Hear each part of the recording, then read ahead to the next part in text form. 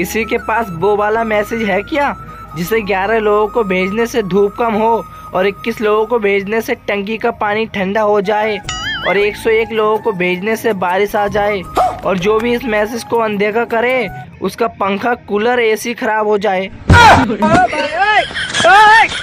Hotel में खाना खाने के बाद अगर दोस्त मोबाइल में बिजी हो जाए तो समझ जाइए कि बिल आपको भरना है।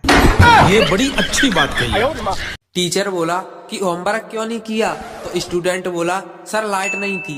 टीचर बोला तो मोमबत्ती जला लेते, तो स्टूडेंट बोला सर माचिस नहीं थी। टीचर बोला तो माचिस क्यों नहीं थी, तो स्टूडेंट बोला कि सर घर में पूजा हो रही थी। तो टीचर बोला वहाँ से ले लेते, तो स्टूडेंट बोला सर नहाया नहीं था। तो टीचर बोला अबे तो नहाया क्यों नहीं था, तो स्टूडेंट बोला सर पानी ही नहीं था। टीचर बोला तो पानी क्यों नहीं था, तो स्टूडेंट बोला सर मोटर ही नहीं चल रही थी। टीचर बोला अबे तो ये बता कि मोटर क्यों नहीं चल रही थी। स्टूडेंट बोला अबे उल्लू के पट्टे, पहले बताया तो था कि लाइट नहीं है।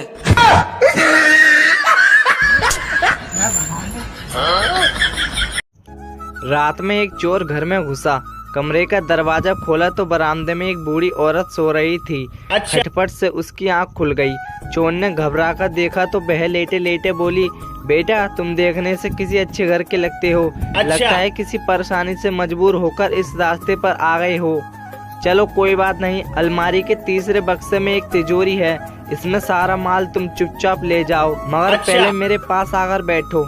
मैंने अभी अभी एक ख्वाब देखा, बहस सुनकर जरा मुझे इसका मतलब तो बता दो। चोर उस बूढ़ी औरत की रहमदिली से बड़ा अभिभूत हुआ और चुपचाप उसके पास जाकर बैठ गया। बुढ़िया ने अपना सपना सुनाना शुरू किया।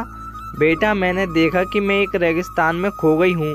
ऐसे में एक चीज मेरे पास आ गई और उसने 3 बार जोर जोर से बोला, पंकज पंकज पंकज।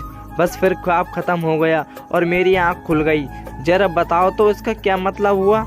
चोर सोच में पड़ गया। इतने में बराबर वाले कमरे से बुढ़िया का नौजवान बेटा पंकज अपना नाम जोर जोर से सुनकर उठ गया और अंदर आकर चोर की जमकर धुलाई कर दी। बुढ़िया बोली, बस करो अब, ये अपने किए की सजा भुगत चुका है। चोर बोला, नहीं नहीं, मुझे और कुछ सालो ताकि मुझे आगे याद रहे कि मैं चोर हूँ, सपनों का सौदागर नहीं। पति, मैं दूसरे मुल्क जा रहा हूँ।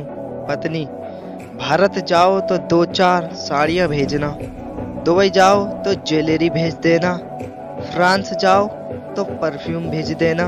पति, नरक में जाऊं तो क्या भेजूं? पत्नी, बस अपनी वीडियो भेजना, हम भी तो देखें बीवी को सताने वाले किस हाल में हैं।